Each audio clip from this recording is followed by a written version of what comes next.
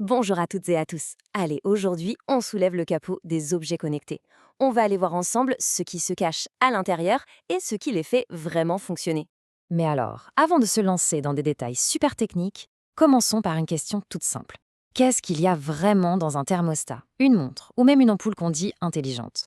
En fait, un objet connecté, c'est fondamentalement un pont. Un pont entre notre monde, le monde physique, et le monde numérique, le réseau. Et pour que ça marche, il lui faut 5 choses absolument essentielles. Des capteurs pour sentir ce qui se passe, des actionneurs pour agir, une forme d'intelligence, un cerveau pour réfléchir, de l'énergie pour fonctionner, et bien sûr un moyen de communiquer avec le reste du monde. Bon, alors, par où commencer? Eh bien, par la base. La toute première chose à comprendre, c'est comment un objet interagit avec ce qui l'entoure. Et pour ça, tout repose sur deux types de composants clés. En fait, l'idée, c'est de donner à l'objet des sens pour qu'il puisse percevoir le monde et des muscles pour qu'il puisse agir dessus en retour. C'est le fameux duo capteur-actionneur. Parfait, alors explorons d'un peu plus près ces fameux sens et muscles. On va commencer par la capacité de l'objet à détecter ce qui se passe autour de lui. Un capteur, c'est un peu comme un traducteur. Son job, c'est de prendre une information du monde réel, par exemple la température, la lumière, un mouvement, et de la convertir en un signal numérique, un langage que le cerveau de l'appareil peut comprendre. C'est comme si on créait un système nerveux pour le monde physique. Et c'est un peu comme pour nous en fait. De la même manière qu'on a plusieurs sens, un appareil peut avoir une tonne de capteurs différents. Un pour le son, un autre pour le mouvement, un pour la qualité de l'air. Chacun est vraiment spécialisé dans son domaine. Et c'est vraiment grâce à ces capteurs que la magie opère. Prenons un exemple tout bête, un capteur de présence. Il peut allumer la lumière tout seul quand on entre dans une pièce. Ou, plus technique, un capteur de vibration sur une machine dans une usine peut alerter qu'une panne est imminente. C'est puissant! Donc, si on a bien compris, les capteurs sont les sens. Eh bien, les actionneurs, ce sont les muscles. Ils reçoivent un ordre, une commande électrique du cerveau, et hop, ils la transforment en une action physique bien réelle, bien concrète. Par exemple, un petit moteur qui va ouvrir une serrure connectée, une LED qui va changer de couleur pour signaler une notification, ou encore un buzzer qui sonne pour déclencher une alarme. Tout ça, c'est le travail des acteurs. Ok, on a l'essence, on a les muscles, il nous manque maintenant l'élément central, le chef d'orchestre, celui qui va coordonner tout ça, le cerveau. Ce cerveau, il ne s'arrête jamais. Il reçoit en permanence toutes les données qui arrivent des capteurs, il les analyse et il décide de ce qu'il faut faire. C'est lui qui va dire aux actionneurs « Ok, là il faut allumer le chauffage » ou alors non, pour l'instant on ne bouge pas. Et pour ce fameux cerveau, il y a principalement deux grandes familles, deux types de puces électroniques qui ont des philosophies en fait très différentes.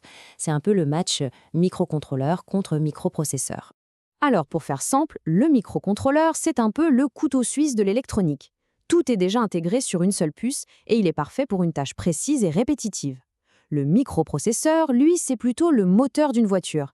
Il est super puissant, mais il a besoin de tout le reste autour pour fonctionner, les roues, la carrosserie, etc. On va donc choisir le premier, le microcontrôleur, pour une machine à café connectée, et le second, le microprocesseur, pour une box domotique qui doit gérer plein de choses en même temps. Et cette image résume parfaitement l'idée. Le microcontrôleur, c'est vraiment comme si on avait pris une carte mère d'ordinateur et qu'on l'avait miniaturisée à l'extrême sur une seule et même puce. Alors oui, c'est moins puissant, bien sûr, mais c'est aussi beaucoup plus petit, bien moins cher et surtout ça consomme très très peu d'énergie. Pour que tout ça soit encore plus parlant, rien de tel qu'un exemple concret.